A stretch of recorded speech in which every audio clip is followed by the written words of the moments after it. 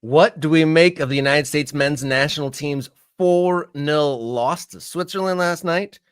And they seem to be absolutely giving away tickets to the Club World Cup opening match, and the USSF making some big plans for the future of college soccer. That and more on Wednesday's Morning Kickaround.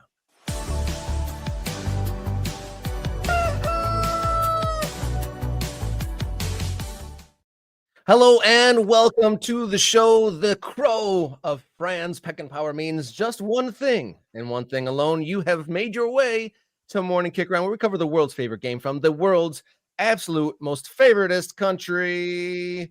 Coming to you live Monday, Wednesday, Friday. My name's Robert Kerr. He's Jason Davis. Thank you all for joining us. How you doing, sir? I'm okay. I've been better, Rob. You know, when it comes to my soccer fandom, last night was not a fun exercise, and I'm not one to complain about my vocation. I'm a lucky guy. I get to talk about soccer for a living, but yesterday I did a radio show ahead of the game, and then last night I did the best soccer show with my friend Jared Dubois that I've been doing for a long time, and that was very down in the dumps, and now today we get to talk about that again, plus other things, other good American soccer things. So you're going to help me feel better today.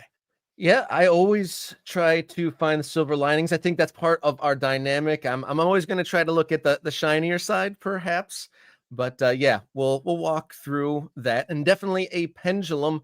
With the good comes the bad, and we'll get to both today, I believe. But on the positive end, this channel hit 2,500 subscribers yesterday, Jason. So thank you for everyone who has got on board, especially here in the early stages as we grow this thing we call Morning Kickaround. For those new to the channel, I'm Robert Kerr. I am a lower league media director for my local club, as well as a play-by-play commentator for the summer leagues around me.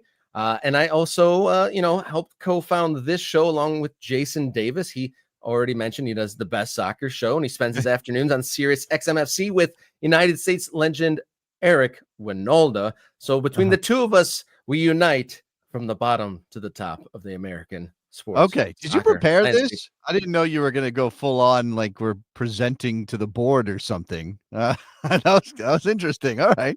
We've leveled up, sir. We're now a channel with 2,500 darn subscribers. We got to let them know we're professionalizing. I even have a collar on today. Is that a collar? That's a jacket, though. That doesn't count. Yeah, I actually got to mention this. My eldest, it's his last day of elementary school, and he garage sailed this jacket for me this weekend. Probably one of the best fitting jackets I've ever gotten. So thanks to my boy for the smart jacket. But we are going to talk about college soccer reforms. We're going to talk about the United States men's national team. A brand new stadium got a big bonus for their efforts to get it built. But first, hit subscribe. If you want to follow along with all the videos, hit the bell as well. You want to take your support a next step further, become a member. $3.99 a month. You get access to early access to videos. You get access to the Discord. Great conversations forming there. You can also get priority commenting. This is an interactive show, so any of our segments and our topics, feel free to throw your commentary on the side, and we will get it in the mix.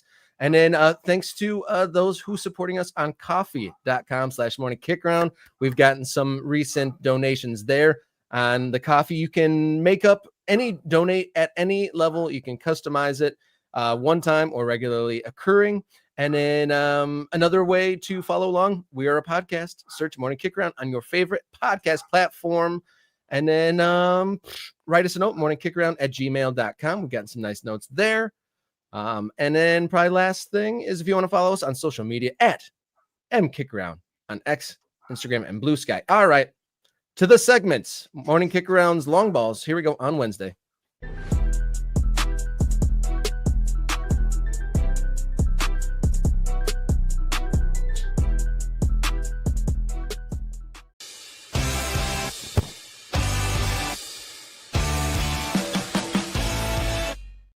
All right, long ball number one here on Wednesday, June 11th. I know Jason is excited to dip back into this. Last night, United States men's national team fell 4-0 to Switzerland.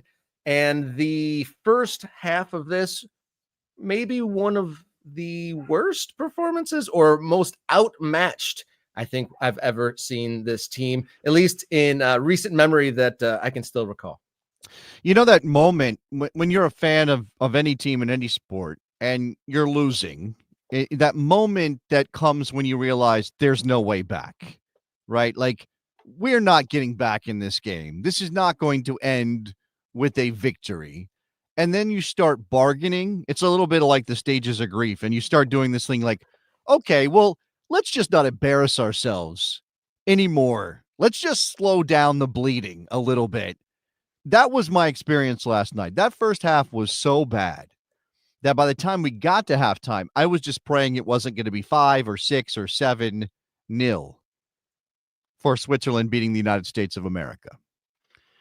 And, you know, that's about a lot of things, that result last night, Rob. It's about the player selection. Mauricio Pochettino made some choices that I think are very hard to defend. And probably a lot of us would have told him going into the game, why are you picking those players? I mean, we talked about the roster, and we'll dive into this a little bit more in terms of the state of the fan base, the state of soccer, the state of the U.S. men's national team excitement. 1 year out today is 365 days from the start of the 2026 World Cup. Today, Rob. And yeah, a lot can change in a year. We are certainly in a different place as people and as a nation than we were at this time next year. So who knows? There could be a radical transformation in the fortunes for this team.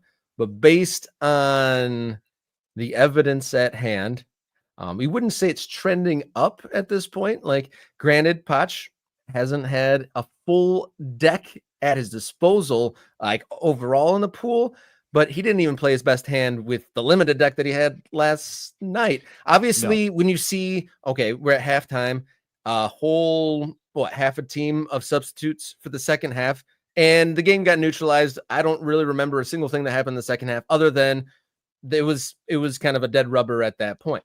But well, look, the selections in the first half, to your point, is wow. I mean, we're picking the JV B team at that point, right? So you can explain this, and I watched Mauricio Pochettino try to explain things after the game. You know, he kind of did take responsibility, but he did that thing that coaches do now. He did say, I made the decisions at one point, and he is speaking in his second language.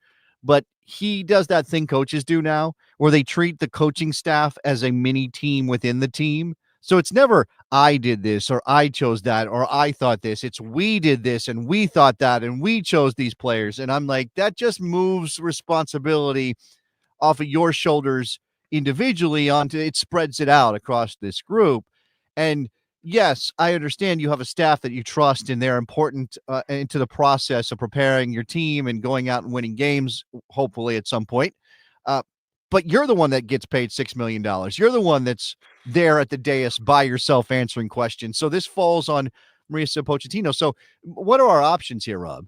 Is Mauricio Pochettino so naive he didn't understand that player group was going to get hammered by a veteran team with some quality throughout, some players that are playing in top 5 leagues across Europe and Switzerland? Or did he not care what it might look like? I understand there's power in admitting you don't know something.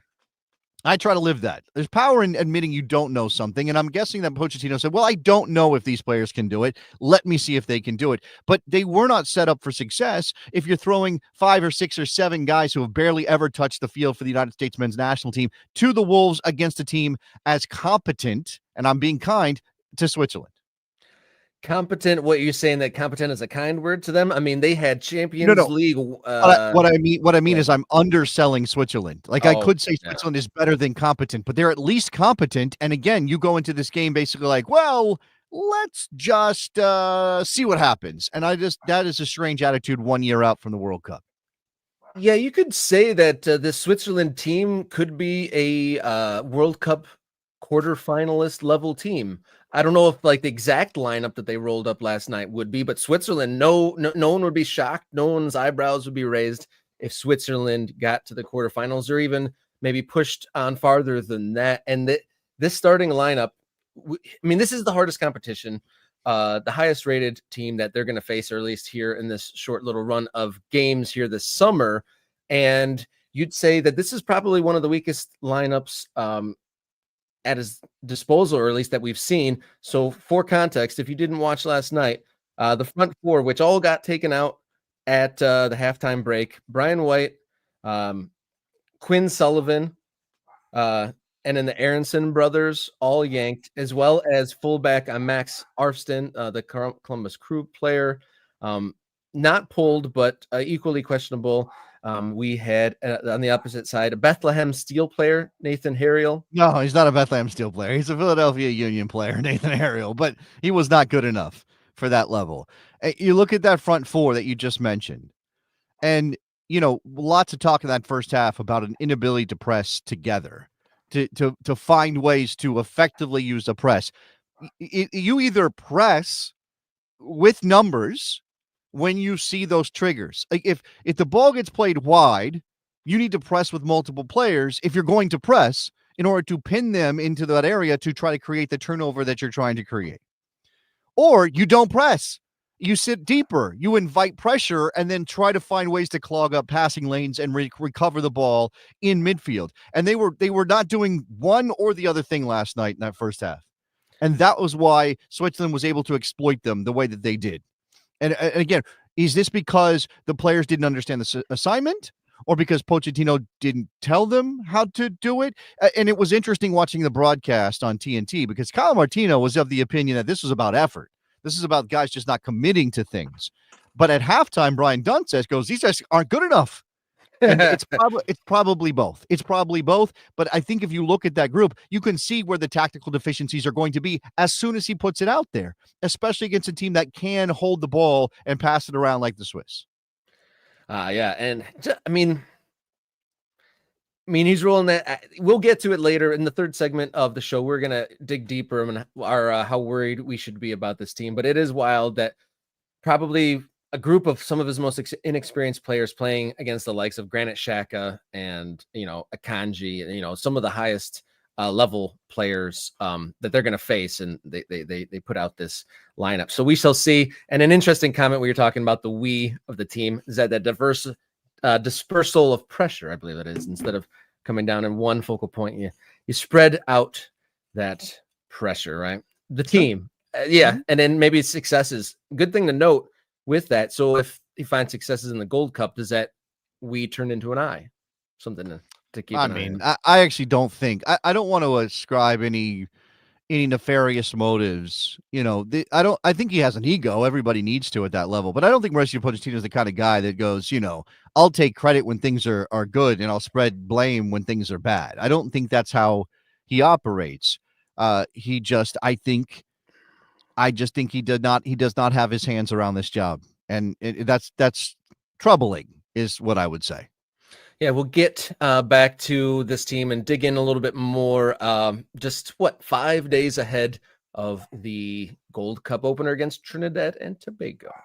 Moving on to long ball number 2 here on Wednesday. We're 4 days away from a big competition, a quote unquote big competition, 4 days away from the Club World Cup opening on American shores. Inter Miami and Egyptian side El Ali opening it up in Miami on Saturday. Is there fervor? Maybe not, because there's a report coming out that ticket prices are being slashed and they're having to get pretty creative to almost give away tickets to this match. Yeah, what Hard Rock Stadium in Miami, Florida, set to host the opener, and FIFA has manipulated the situation so that the hometown hero, kind of, Lionel Messi, and the hometown team, kind of, Inter Miami, will be playing in the opener against Al Ali of Egypt. And the reports are that maybe 20,000 tickets have been distributed for a stadium that denies it, but it wouldn't provide a number. Wouldn't provide a number because, again, there's no clarity. There's no transparency when it comes to what FIFA does. They're just like everybody else these days. You have to manipulate the message so much that, nobody knows where the truth lies. But we do have 65,000 that building holds, by the way. So if they get 20, that's going to look empty. It's going to look terrible. It's going to be a terrible advertisement for Johnny Infantino's pet project. And as you said, we now have reports out there that students, now it is, specifically for students, and we do want FIFA and other organizations running soccer in anywhere, but especially in America, to find ways to allow for people who don't have as much money to get to games, right? We talk about this all the time with season tickets or Major League Soccer, whatever. Like, you can't price people out if they've been there supporting you, and there should be some cheap tickets available. But $20 for 4 tickets? No, it was buy one and get 4 free. Buy one, get 4 free. 5 tickets for $20. I don't think you can get 5 of anything for $20. You can't even get into a USL2 game for that much, I don't think, unless there's some teams I think might do free. But I mean, if there's any sort of ticket price, 5 for 20, I don't know how many tickets to any level of live entertainment. No, you nothing. Can get for that. No, I can't even go to a matinee at a second-run movie theater for that. And again, like, I don't know how I'm supposed to feel about this tournament, because on one hand, it's in America, and because it's been sort of forced upon us, American soccer is going to be judged by how this goes on some level. Now, I think there are obviously informed and intelligent people who pay attention are going to go, well, it's not the Yanks' fault that they didn't show up for this cockamamie tournament created by Johnny Infantino out of thin air, or this thing that basically amounts to some sort of weird preseason, postseason tournament for a lot of these European clubs. I'm sure some people will understand the context of it, but there's going to be a lot of from maybe non-invested and soccer adjacent, and even people who maybe don't care about soccer but will take every opportunity to bash it. They'll look at this and go, oh, this Americans don't care about. Look at this. Americans don't care about soccer.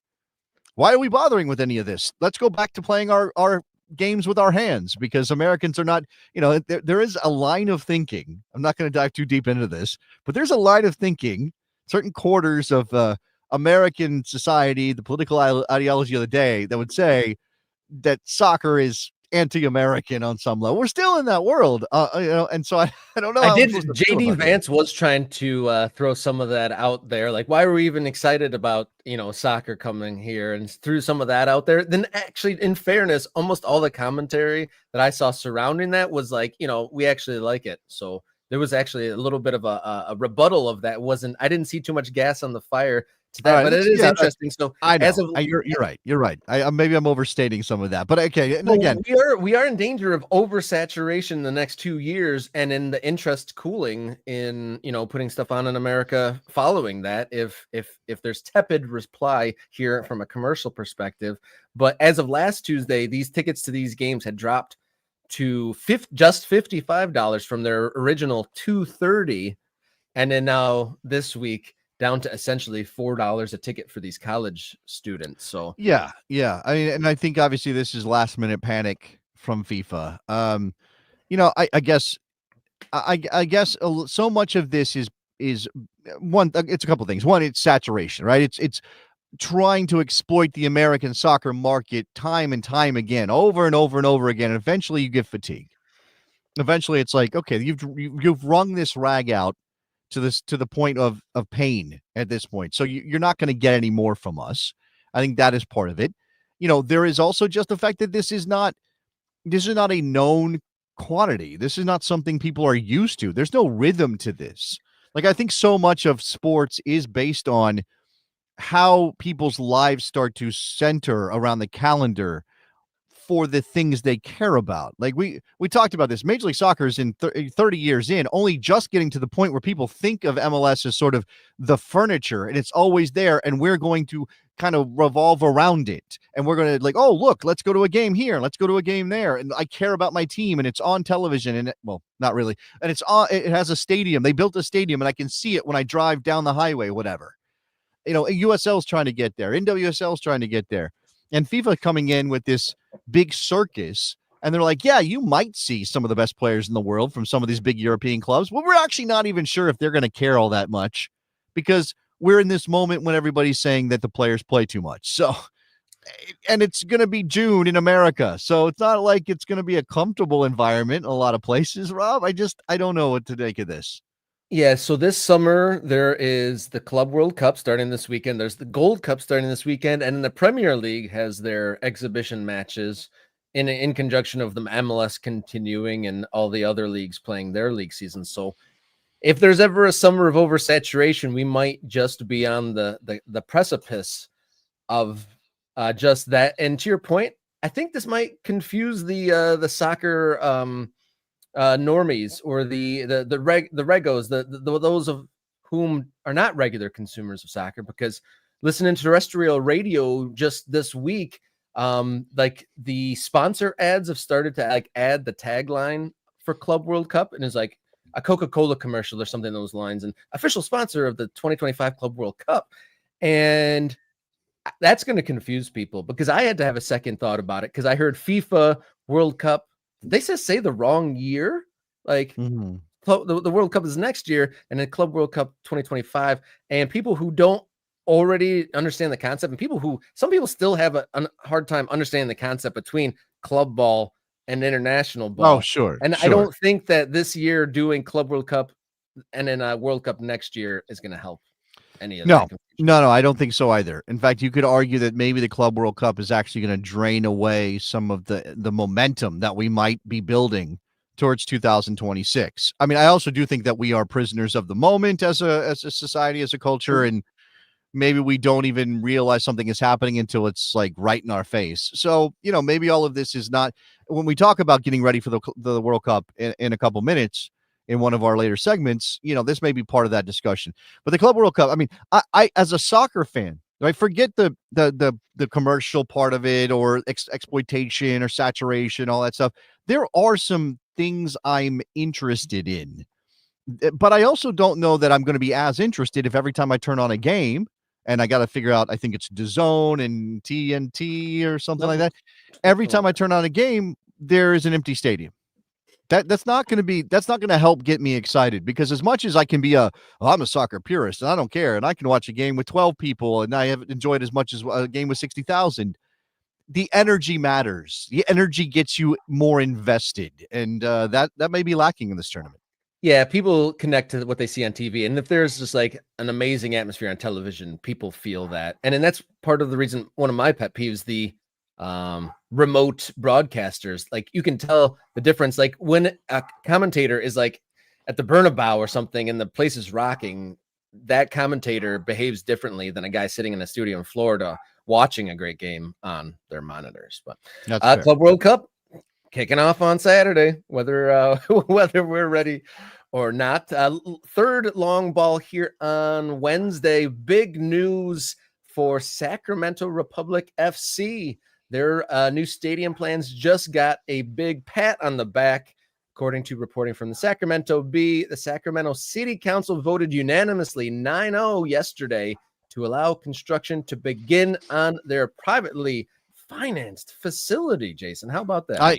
I realize now I should have put on one of my Sacramento Republic shirts. I have two of them. Ooh, that's a culture clash right there, bro. It's a miss. I chose the wrong Northern California team. Although I do like the Brooklyn Roots, and I do like this shirt. I should have put on my Sacramento Republic shirt, one of them, and I was born in Sacramento Republic, so this is kind of a hometown story for me, even though I spent 2 months there before moving on. This is, as far as I can tell, this is the current plan for the stadium. Now, this is different than sort of the super over-the-top, completely enclosed. In fact, I'll put it up on the screen. I believe at one point this was the design for the Sacramento Republic Stadium, and that would be an absolute jewel in the American soccer stadium crown if they had built this. And I think I had this right. The surrounding city scares me a little bit. Can't lie in this picture. The apartment blocks on the right, very dystopian. I'd be scared to be walking through there at night. But go ahead. Sorry. Sidebar. Really? Okay, that's odd. Looks a little spooky, but the stadium looks great. Not sure why that you think it looks spooky. I'm just saying that was the design, I believe, when they were looking at MLS and really thought they had a chance at it. And now we're looking at this, and this is much more open. This looks much more like a college football stadium, a small college football stadium. I do believe this is going to be about 12,000 seats is the current plan. So it would come up short of the PLS for a first division team, which we know USL has a plan to create a first division league. And you would imagine Sacramento Republic will be right there at the top of the list to be a first division team for the USL. So again, there's no roof anywhere here as far as I can tell. But I don't know that we're in a beggars can be choosers world quite yet, right? That this Sacramento journey has been so long, protracted, drawn out, painful for a lot of people in Sacramento who really thought they were on the verge of an MLS team, Rob. And, they set attendance records and they got all this attention from people because of how popular the Republic were. They built something pretty special only to not be rewarded. Now, I know this is also going to bring in promotion relegation and make that a conversation around this.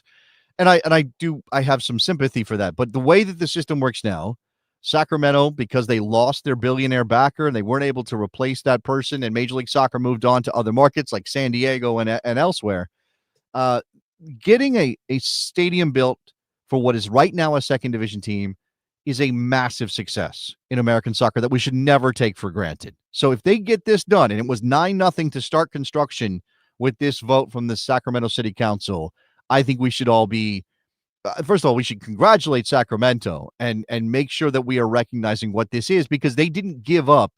They didn't, the owners, the people, I know the ownership has changed since the original launch of the team, but the people involved didn't give up on this dream of building a proper stadium for their soccer team in Sacramento. And the pendulum swings to positive, because when we first, at the early days of this show, we had a segment on the drama going on. A lot of the Sacramento Republic hardcore fans were wondering what was going on. They hadn't heard anything from the ownership in a while. The temporary stadium had gone longer than they hoped. They hadn't heard about the new stadium. And I think it was about a week after we did that story, the news broke about the new arrangement and the new privately funded stadium plan. And then this was another big move towards that. The article in the Sacramento Bee further reports that there was 2 resolutions voted. Both passed, so they can continue its plan to break ground in August in time to open in spring 2027. So essentially a 2-year turnaround for Sacramento Republic Stadium.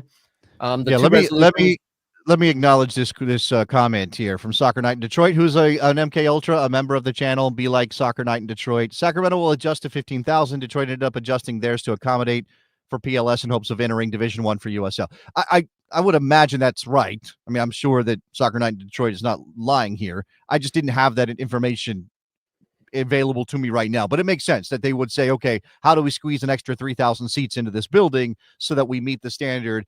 And then USL won't have to get a waiver for Sacramento. But continue, Rob.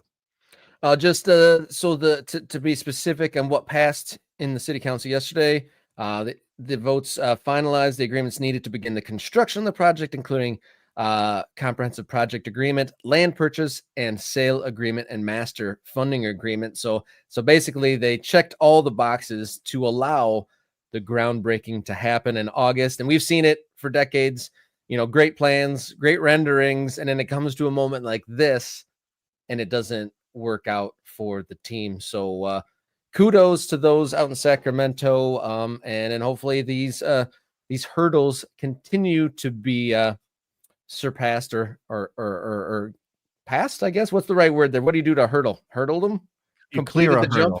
Clear a hurdle. There we go. So hopefully more hurdles cleared in the future for more soccer specific stadiums in the country. Before we move on, I got to remind you guys, if you're watching this now and you haven't hit subscribe, do so now. We crashed through the 2,500 subscriber mark yesterday. Thank you everyone who's jumped on board the early days of Morning Kickaround in a way to build towards becoming the town square for the American soccer conversation. Proudly independent, Jason, doing this thing and looking to build it out and looking for a central place for this kind of conversation to happen. Take it a step further, become a member $3.99 a month via YouTube. You get access to priority commenting, early access to videos, bonus content, and the Discord. You can follow us along on social media at mkickaround on X, Instagram, Blue Sky. Write us an email, morningkickaround@gmail.com, or you can support us outside of YouTube at coffee.com/morningkickaround.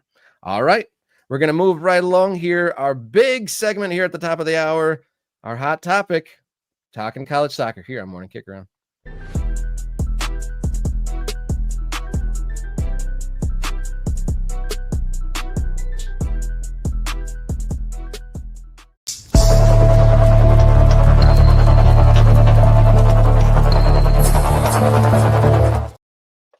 Hot topic here on Morning Kickaround. I'm Robert Kerr. He's Jason Davis. Following from our conversation on Monday about the possibility of some big changes coming to college soccer. Yesterday, Jeff Cassou from ESPN FC dropped a big college soccer update. USSF is planning to launch the Next Gen College Soccer Committee. And this is 18 members spanning stakeholders across the industry, from pro leagues to college, to reformat what we consider and how the college system works completely, it seems. Yeah, this is obviously we discussed a proposal that was leaked. I guess it was a sort of a pitch deck that was bouncing around. We discussed that in a previous video and pondered what it might mean for college soccer. That was before the settlement was approved, House versus the NCAA, which now means that colleges, universities can directly pay athletes rather than having to do this end run around it. I think we did talk about that development recently, and we are going to follow up with some of the legal ramifications around this. But this is fascinating. And JT Batson, who is the CEO of US Soccer, did admit that decision, that ruling, the finalized House deal settlement is part of why they're doing this now. So that quote right there is a pretty big one, Rob, and we discussed this. This is kind of what we thought when we were doing our video. We believe there's an opportunity for college to be the premier U23 league in the world, says JT Batson. Now, there's a lot of steps between now, where we are right now, and that potential achievement. But do you think that does that ring true to you based on what we know about college soccer in this country? Does it ring true that can you say the question again? We believe there's an opportunity for college to be the premier U23 league in the world. Is that possible? Well, I think definitely in certain regards, there's a whole lot of infrastructure and a whole lot of facilities and a whole lot already built into the college world. It's just the way it forms. I definitely think it's almost a powder keg of development possibilities, but it was never formed with the calendar and the way that players are recruited and the way the system works. It's definitely not maximizing the infrastructure that is there.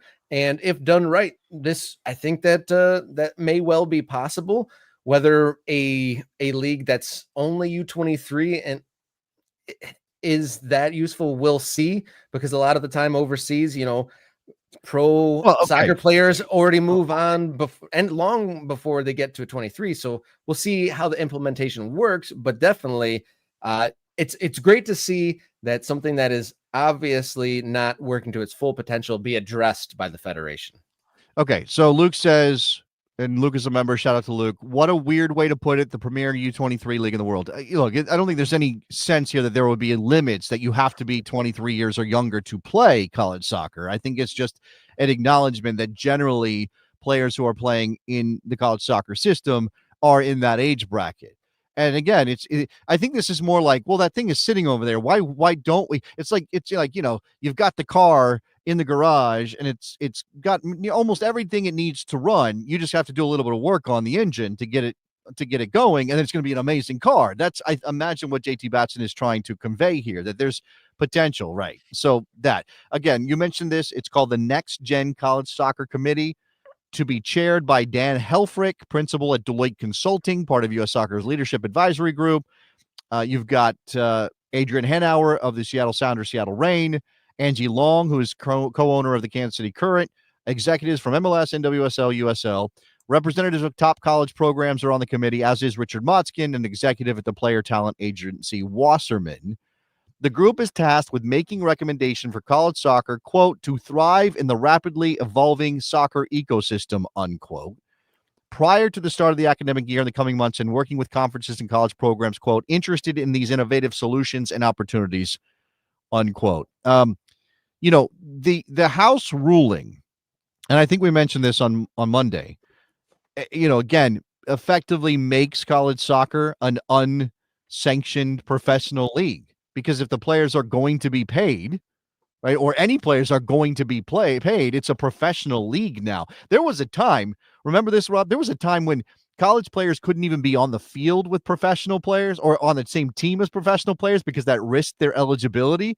So now we're in a place where you are just basically taking what has happened legally and saying, well, we got to do something, because now you're not living in this world where these players are amateurs in it by any measure, by any reasonable definition. They're not amateurs anymore. They're not even pseudo amateurs anymore, just straight up minor league professionals in this case. And who knows, it seems like in the last week, Texas Tech has become like the minor league leader in paying athletes. So we'll see. Maybe the dynamic of like the power players within college might be turned on its head with this. If some smaller school that didn't necessarily have a storied program wants to throw a bunch of money into that, we'll see. But interesting, before we move on too much, it's funny how the Deloitte and the Wasserman names always get kind of connected into these stories. Yeah, look, I think it's easy to be cynical about the involvement of some of these people, and shout out to Luke again. Cool, his comment. Imagine if these colleges were learning institutions, not farm clubs for MLS to commercialize, monetize, and monopolize. I don't know why Luke necessarily jumps to that conclusion that this is somehow MLS. Well, I mean, look, MLS has got their own development league and an MLS Next Pro. This could obviously be argued to be a competitor to that on some level, certainly for players. And if these players, and I really don't know what the paradigm is for this anymore, right? Like the college sports I grew up watching don't exist. They just don't exist. They sort of nominally are there. Like, oh, that player plays for Wake Forest, or that player plays for North Carolina. Okay. But if he's being paid, again, does he have a scholarship to go to the school? Is he a student athlete, or is he just sort of a contract employee of the college university at this point? I mean, we actually are, and somebody in our comments said this, we actually are trending more to what Mexico did with college sports. Mexico started with teams that were connected to universities like UNAM, right? That's a college. It's a university that Pumas is connected to. But they're obviously a professional outfit now, because eventually they were like, well, we got to pay these guys to be better than these amateur guys. We want to compete with Club America or whoever else is not connected to a university. And now we have this weird stew. We have all these teams. There is a very distinct possibility, by the way, that because of the House ruling, the House settlement, that schools drop soccer, that they drop college soccer completely. And I don't know what that means for players who might have otherwise gone to play college soccer. I don't know what it means for, again, like, can you repurpose those teams as sort of club outfits that still carry the name of the school, but are not necessarily directly under the athletic department? It's all so weird, Rob. Yeah, there's a local sports jock that says like we've lost cabin pressure, and it's like what is real, what is up, what is down. It's really hard to know. We'll see how this plays out. But back to the reporting, this committee is tasked with making recommendations for college soccer to thrive in the rapidly evolving soccer ecosystem prior to the start. So this actually clues how quick they're wanting to move. They want to have this happening prior to the academic year of 2026. So pretty much in the next 12 months, the future of college soccer may well be completely different. And part of their task is finding interesting and innovative solutions and opportunities. And outside of the quote in the reporting, they critics of the college soccer world include prominent coaches and administrators from within the game. They argue college game has not kept pace with the modern soccer and fails to prepare players to be professionals. And so that brings it back to, do colleges need to be producing professionals? And then I understand why, but the goal has always been to, it seems in most worlds or most youth programs, The youth program is trying to send their player to college. That's like the dream. That's the sell for many youth programs. Do well here, get a college scholarship. Well, that's And because so, they're appealing to parents, right? right. And up until very recently, every parent wants to send their kid off to school, and you would prefer to have them go to a very good school. And if that very good school is cheaper, hey, that's better than having to pay full price, right? Maybe we can't afford to send our kid to Duke, but if our kid can get a college scholarship, an athletic scholarship to go to play a sport at Duke, and soccer is an option there, then why not? It showed a little aptitude. Little Jimmy or little Sally showed a little bit of aptitude in soccer. Well, let's give everything we've got to getting them to a place that they can go to a very prestigious college and play soccer, so we don't have to pay full price. Right? That has been the economic engine of youth soccer in this country for the last 40 years, Rob. Right? 40 years. Yeah. And now we are now getting to a place where that is being cracked open a bit, because now parents are like, oh, well, maybe my kid gets picked up by an academy, an MLS academy that's nearby. And obviously, and somebody said this when we were discussing, on one of our videos, USL teams, the pyramid, the idea that one thought that people who back pro rel have is that if you institute pro rel, it creates more incentive to invest in clubs, particularly in smaller cities and medium-sized towns. And if those teams have academies and they're professionalizing development, they're scooping up more kids. More kids don't fall through the nets. We get better players. We maximize our talent, and maybe we go win a World Cup one day. Now, I don't know that should be the driving force behind your desire to see pro rel. I think we get really close to like exploiting kids sometimes in those areas, and professionalizing 12-year-olds is not something I'm super comfortable with. I know the rest of the world does it, and we feel like we have to do it to keep up, Rob, or we'll never win a World Cup. But this is all kind of stuff we haven't dealt with as American soccer people quite yet. Yeah, and the big jump in the youth towards professional progression is that 16 to 18-year-old age group. And so like United States youth teams, when they travel overseas, do just fine. They're at the level U16. Once you get to that U18 level, it's an absolute falling off the edge of a table what we do here compared to over there. And so it's funny, you're talking about professionalizing children. It's like, it's odd to say it, that in the United States, to make that jump, professionalizing 16-year-olds might be more normalized. Or need to be normalized. Yeah, look, every soccer playing nation that cares about the game, or whether it's to win a men's World Cup or whatever, or to keep winning women's World Cups, which we would like to do, you need places for late bloomers. And I don't love the framing of that either, because you're saying if a 21-year-old hasn't made his pro debut, he's a late bloomer. Oh my God, the end of the world. You're not good enough. But every country needs places where players who aren't ready to make that jump or need more time to season can play. And obviously MLS has tried to fill that gap with MLS Next Pro. We got this patchwork of like short season leagues like the NPSL, the UPSL, all trying to do that same work.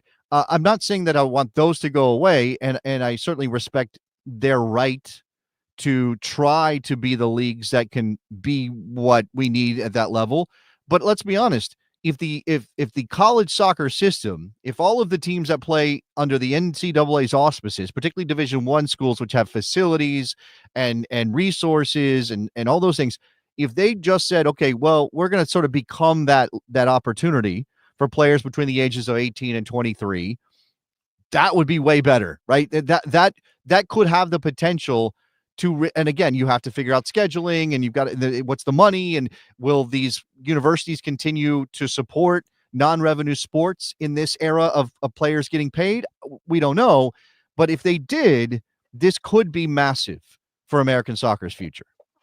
Absolutely massive indeed. And we will continue following this story as it progresses. We will work our utmost to get more resources and maybe even some guests to talk about this subject in greater detail.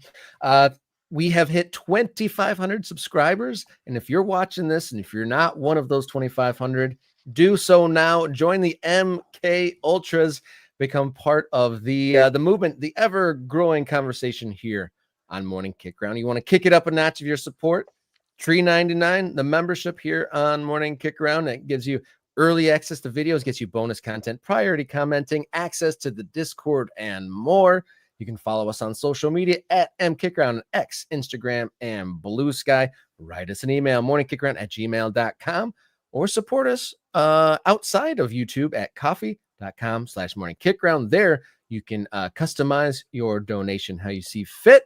And you can also look us up as a podcast, Morning Kickaround, on your favorite audio platform. All right, we're going to catch our breath and come right back with the big question of the day. How worried should we be about this national team? Here on Morning Kickaround.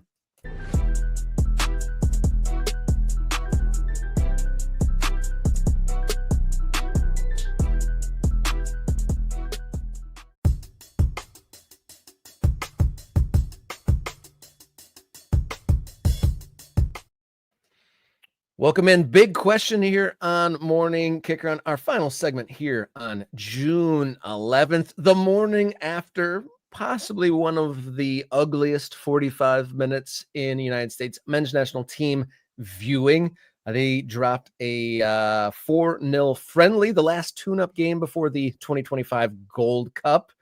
And after that, I mean, it's been a poor run of form, to say the least, between the Nations League and these friendlies. Granted, there's caveat city with what's available to the coach, but I guess for this segment, we're going to ask, how worried should we actually be about this program? Well, okay, I think there are a couple of different approaches to this question, and I'm not even sure that I want to limit it to the U.S. men's national team a year away from the World Cup. I mean, I want to know if our fans, our listeners, and American soccer fans in general, or soccer fans living in America, if we want to be a little bit bigger tent, if you think that we are trending towards a successful World Cup. Now that's a subjective label. I mean, what is a successful World Cup?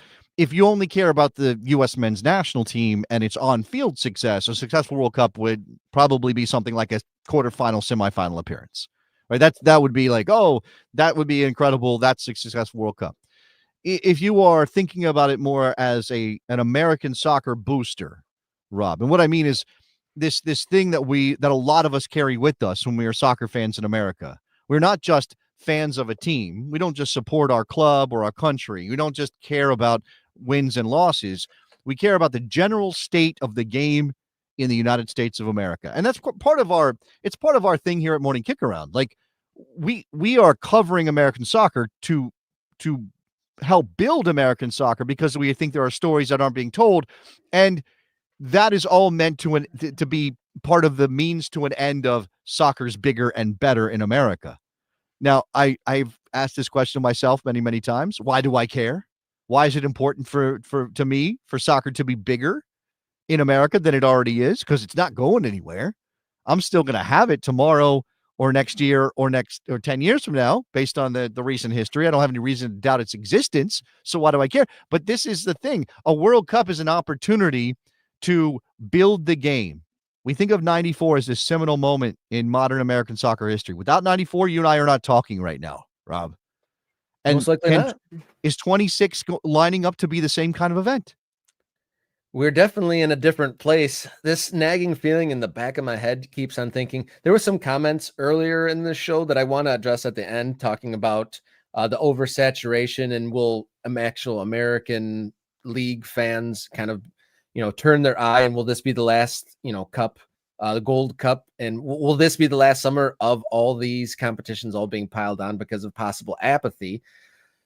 And I think that the United States men's national team performance is definitely connected to that. I mean, if they go out and, run riot and, start dunking on people in the Gold Cup, I think that, we could just move on business as always. Sometimes it takes these failures to expose or to create change, but it's such a weird place to be at because there are so many caveats and because there are so many games. It's hard to know where things really matter. In actuality, you're talking about we're prisoners of the moment. There's a lot of Gold Cups that people probably don't remember on. And if the Gold Cup didn't happen this summer, would anyone be pining for it? Right? Yeah. Okay. The state of the U.S. men's national team is always going to be tied into the general popularity of the sport in America, because what happens when the U.S. national team is good, the U.S. men, and the women, there are a lot of complex things to unpack with the way the women are viewed in sort of general American society, and we don't want to dive into that. But at least for the men, because it's a men's World Cup coming to the American shores next year, if you're, it's. I remember very vividly being an elementary school kid, being, I think, sixth grade, when we had the Olympics in France. Does anybody remember the Olympics in France in like 1992? I want to say. I don't remember the town. There was a town that hosted the Winter Olympics in 1992. And Mm. I was aware of hockey. I knew it existed. I lived in the DC metropolitan area at the time, and the Capitals were a thing. It wasn't like I was completely oblivious to hockey, but I wasn't a fan. But I vividly remember a teacher being being excited to turn the TV on so we could watch the Albertville Olympics. Thank you, chat. When the U.S. hockey team, men's hockey team, was in the Albertville Olympics. And I don't know how they did. I really don't remember how it ultimately ended up for them in that tournament, but I remember that they played some exciting games, right? And they did some things. And it was like everybody rallied. It is patriotism, for lack of a better way of describing it. We all rallied around the U.S. hockey team, right? We all had we all knew about 1980. We all knew about beating the Soviets. And there was this thing. It wasn't 92. It would have been. Oh no, it was winter 92. We did a double that in that year. Thank you. Chris B. Du was saying Barcelona 92, but Albertville was also 92. So that's what the U.S. men's national team can do. You don't have to love soccer to be excited when the U.S. does well in any sport, right? We all want to see, for the glory of our nation, our national teams go out and do things. And I think the U.S. men's, and to a lesser extent the U.S. women, they're unique in this, because outside of the Olympics, like with the hockey team, we don't really get all that up for. We get up for like our fencers once every 4 years. It's the big moments. I think an American will follow Matchbox car racing if they find out an American's in the final of it. Exactly. That's what I'm saying. Could you? Yeah. I mean, imagine how much, even with the growth over the last couple of years, partly because of Drive to Survive. Imagine if an American broke into the F1 driver ranks. Imagine if that happened. It would be this massive, massive thing, and lots of people would jump into F1. And maybe it wouldn't, maybe be ephemeral, maybe it wouldn't last forever, but you would keep some people in. And I think that's what we're worried about here, that the U.S. men are going to be so bad at the World Cup next year. And I know it's easy to be negative right now, and there may be reasons to like imagine things can change. But if they're not good enough at the World Cup next year, we've wasted that opportunity. And we're going to spend a lot of time after that tournament in 2026 going, well, what a wasted opportunity for American soccer. Do you think? I don't think. I think that it's going to be big, but in just a different way than 94. 94 was such like an introduction and such like unbridled enthusiasm. I don't even know if we as a world have that kind of unbridled enthusiasm. We're all more cynical. We're absolutely all more cynical now. And you're right. I think there was like this kind of weird side of big eyes, naivete kind of thing.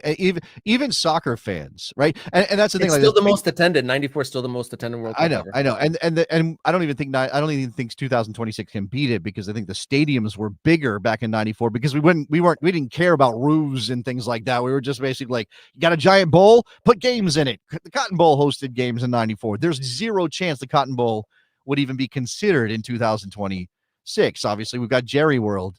You don't need that. Anyway, my point is, I guess I want this to be another big moment.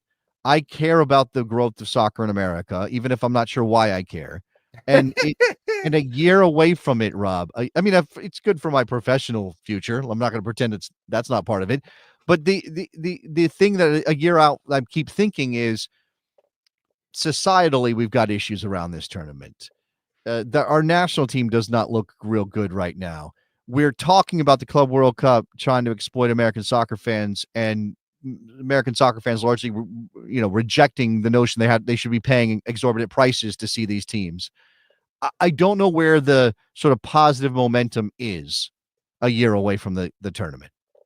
I mean, just from what the videos that we're putting out, I mean, it seems like a lot of people have the more interest in the landscape and like what we're doing internally. Granted, we might be in our own bubble, talking with and to people that are in that bubble, and that's the things that they're interested in, seeing the things that are tighter to the chest here. And probably 10 years ago, the reception of this might have been completely different. The Club World Cup, I mean. Like, imagine if 10 years ago, when the big exhibition tours of the European teams were in their pomp, the Club World Cup back then, I think, would have just absolutely exploded like a tinderbox. But maybe a little bit 5-10 years of price gouging, and then education, and seeing the variety of things, and just the amount of soccer available to folks, or the amount of soccer that people know about, has risen. Maybe there's a bit of more of an educated soccer fan base here that aren't going to go just because they see the big team name now. So yeah, I mean, look, and even beyond sort of just the soccer fan base, we're more fractured now. Andy said in the chat that we're gonna set an attendance record in 2026 because there's a lot more games. There's 48 teams coming for the World Cup. So yeah, that is definitely in terms of pure numbers. In terms of average attendance, I don't know. And again, I mean, just like with the Club World Cup, which is starting on Saturday, I don't know. I just don't know how everybody's going to respond to the World Cup. It feels like this thing that's like a set it and forget it. You just do the World Cup and people show up and they buy the tickets, and people went to Qatar.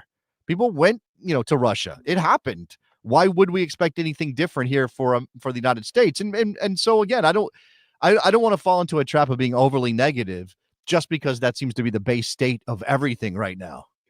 yeah, I mean, the pendulum in many places of the current world is swinging in the negative, but not necessarily the case overall. And like you said, people went to Russia, people went to Qatar, so there's no reason to think that people won't travel for it. What showing the United States men's national team will put there remains to be seen. So with us being just a few days away from the start of the Gold Cup, what, I guess, kind of like set it on a platter, like what do we want to see that might provide the beginning of some momentum towards 2026? I don't think that's possible. I don't think it's possible. I mean, why I'm saying that because even if they do relatively well, we don't think there's enough quality here for them to run the tournament, right? The best sort of like the outside edge of what we can expect of this team is like reaching a final and really being massive underdogs against Mexico, that or Canada, right? I mean, Canada. I've seen plenty of people say Canada's in this much better place, and I don't know that people are thinking that this Canada group right now, if everybody was available for the United States men's national team, Canada's not more talented, but Canada has momentum. They have something going for them, and they will have better players at the Gold Cup than the United States has. And that's my issue. Like, if the United States does relatively well, their ceiling with this group is to sort of eke out results. They're not going out and whipping anybody 5-0 with this team. They're just not going to be able to do it. I mean, the games we saw against Turkey and Switzerland do not indicate at all that they have the capability to do that. So if they eke out results and get to a final, even if they eke out results and get to a win, and they win the Gold Cup, no one's going to look at that and go, well, that says a lot about our team. We're on the right path. We're moving in the right direction. I mean, it'll be better than not doing it. And I will say, good job, Pochettino, figuring it out on the fly. But again, none of the first choice players we really want to see are with this group. So it will always have an asterisk on it, no matter what the results are. And obviously, it can kind of only be negative in the sense that you go, well, they didn't get the job done. They stink. Nobody should care. Or, oh, they won. Well, who cares? It's the Gold Cup. It's not even an important tournament. And we didn't even get to see the guys who need to be playing together well, play together well ahead of the World Cup a year from now in the United States of America. Gold Cup starts on Sunday. United States men's national team taking on those old foes, Trinidad and Tobago. How will they fare? I mean, could anything happen? Just a one word to finish up here as we come to the end of our time, Jason. Will they win the Gold Cup? No, they will not win the Gold Cup. No, buddy. All right. Respond accordingly in the chat. Yeah. I mean, Yeah, I guess that's a poll. Does anyone think that they're going to win it? I guess is maybe the better question. But we'll move right along. We got some great stuff on the way. We got some great guests potentially for Friday and a couple big ones next week. So keep it tuned in to the channel. If you haven't subscribed already, do so now. Hit the bell. Do all the things. We crashed through 2,500, which is one of the big milestones we've been working towards. And the more of those milestones, the easier it gets to continue that growth. And thank you everyone for being here on the ground level here of Morning Kickaround, where we work towards our goal of becoming the true, town square, or amongst the town squares central to the American soccer conversation. You want to take it a step farther, become a member. With a $3.99 membership, you get early access to videos, you get priority commenting, you get bonus content. There is a trip down the memory hole to the 2011 Gold Cup final, featuring the drama embroiled Landon Donovan in that game. So if you become a member, you will be able to watch that watch-along video we put together last week. And then you can follow along on social media at mkickaround on X, Instagram, and Blue Sky. Write us an email. We've gotten some nice ones at morningkickaround@gmail.com. And you can listen as a podcast. Search Morning Kickaround as your favorite podcast platform. All right. Lots of good stuff to come. Thank you, everyone, for joining in today. See you on Friday. And until then, everybody, enjoy your soccer.